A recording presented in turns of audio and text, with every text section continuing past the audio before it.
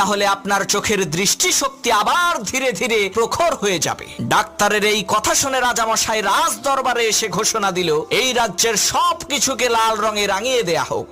রাজার ঘোষণা অনুযায়ী রাজমহল সহ রাজমহলের সমস্ত ফার্নিচার এবং আসবাবপত্রের রং লাল করে ফেলা হলো। কিছুদিন পর সত্যি সত্যি রাজার চোখ ভালো হয়ে গেল। এ কারণে রাজা খুশি হয়ে সেই ডাক্তারকে রাজমহলে আমন্ত্রণ করলো। রাজমহলে ঢুকে ডাক্তার বলল, মাশাআল্লাহ, এ রাজমহলের সবকিছু লাল কেন?